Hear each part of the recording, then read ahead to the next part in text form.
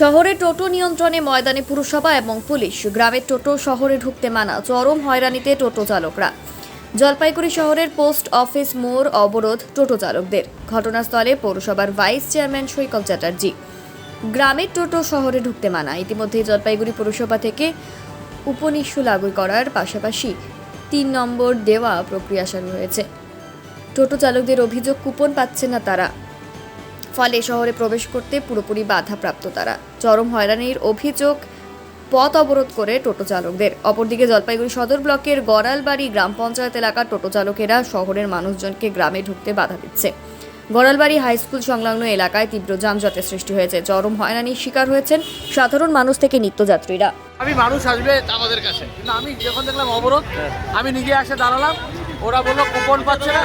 আমি বললাম আমি গিয়ে ওদের কুপনের ব্যবস্থা করে দিচ্ছি। এবং আমার বক্তব্য, জলপাইগুড়ি শহর এবং যে 4টা অঞ্চল, এখানে যারা টোটো চালক তারা কেউ আমার ভাই, কেউ আমার দাদা, কেউ আমার বন্ধু সহ, প্রত্যেকের রুটি রোজগারের ব্যাপার রয়েছে। তাদের পাশে দাঁড়িয়ে তাদের সংসার যাতে চলে দেখার দায়িত্ব আমার উপরে, আমার পৌর প্রশাসনের উপর। আমরা আগে এটার নাম্বারটা দেখে নিই।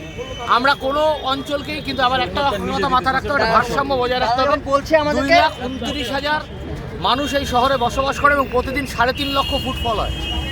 তার ফলে আপনাকে শহরের মানুষ হয়ে যেত যানজটে না পারে, একটা অ্যাম্বুলেন্স আটকে গেল থানা মোড়ে, কদমতলায়, কোনো প্রাণ নাশ হয়ে গেল, তখন তো আপনারাই লিখবেন।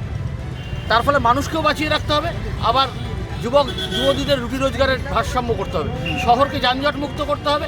আরও কী কী পরিকল্পনা করা যায় আমরা ধাপে ধাপে করবো। আপাতত আমরা 9 তারিখ অবধি এই 4টা অঞ্চল এবং শহরের ডেট দেখে নিচ্ছি। তবে আরও 3 দিন দেখবো 12 তারিখ অবধি। তারপরে আমরা আবার নতুন করে আমাদের ফর্মুলা এবং প্ল্যানিং ঠিক করছি। দাদা একটা কথা বলছি, আমরা যত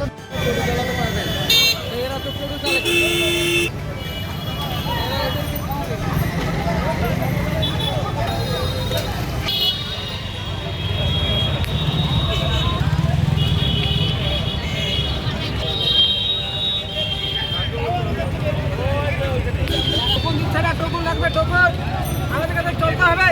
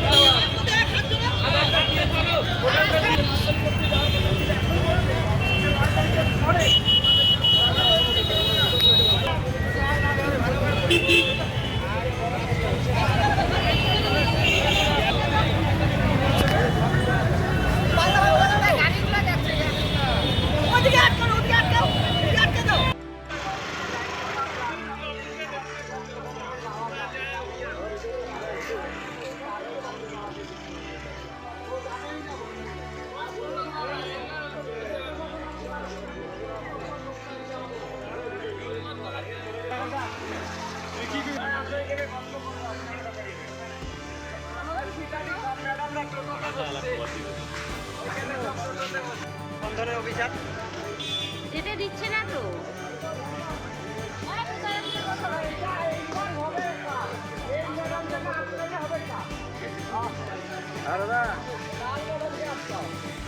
সব স্কুলের মাথা আটক করা আছে।